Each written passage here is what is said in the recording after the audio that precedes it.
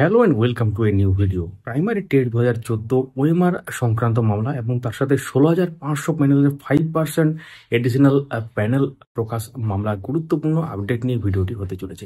তো অনুগ্রহ করে শেষ পর্যন্ত ভিডিওটি দেখতে থাকুন। অবশ্যই চ্যানেলটিকে সাবস্ক্রাইব করে রাখুন, তাহলে পরবর্তী আপডেটগুলো পেতে অসুবিধা হবে না। শুরু করা আজকে দুটো গুরুত্বপূর্ণ মামলা কোর্টে উঠতে চলেছে।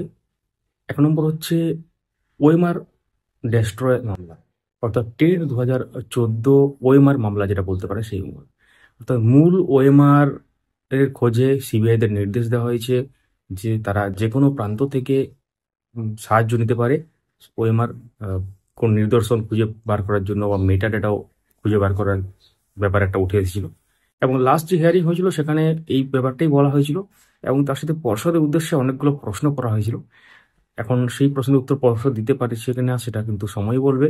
এখন ব্যাপার হচ্ছে কি, ওএমআর সংক্রান্ত যে মামলাটা, সেই মামলাটা খুবই গুরুত্বপূর্ণ, কারণ টেট 2014 উপর ভিত্তি করে অনেক নিয়োগ হয়েছে। আপনারা জানেন প্রথম দফা হচ্ছে 2016 রিক্রুটমেন্ট প্রসেস বা বিএলএসআর নিয়োগ, এবং দ্বিতীয় দফায় যে নিয়োগ সেটা হচ্ছে 16,500 নিয়োগ বা 2020 রিক্রুটমেন্ট প্রসেস, এবং তৃতীয় দফায় যে নিয়োগ সেখানে শুধুমাত্র টেট 2014 থাকেনি, 2017 থেকেও পার্টিসিপেট করেছিল। সেটা হচ্ছে 2022 রিক্রুটমেন্ট প্রসেস, যেটা 2024 সংঘটিত হয়েছিল।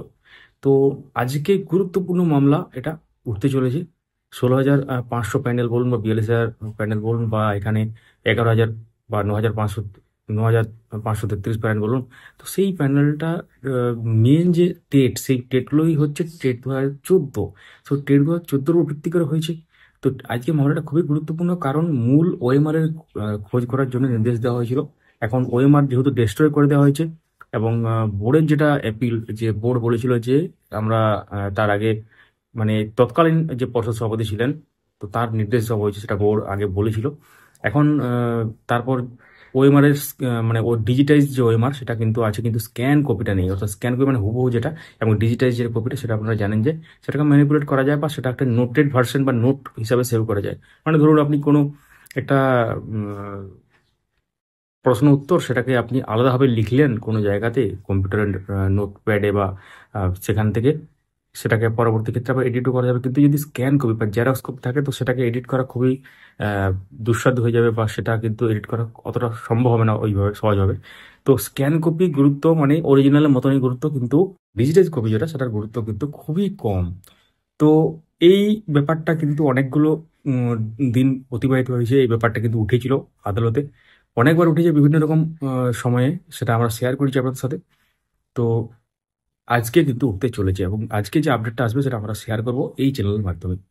এবং তার সাথে আরও একটি গুরুত্বপূর্ণ মামলা, 16,500 5% মামলা। হ্যাঁ, আপনারা জানেন যে 2016 রিক্রুটমেন্ট রুল অনুসারে যে 5% এডিশনাল প্যানেল কিন্তু প্রকাশ করতে হবে। 2016 নিয়োগ 2016 রিক্রুটমেন্ট রুল যেটা, সেই অনুসারে কিন্তু 2020 রিক্রুট প্রসেস হয়েছে, অর্থাৎ 16,500।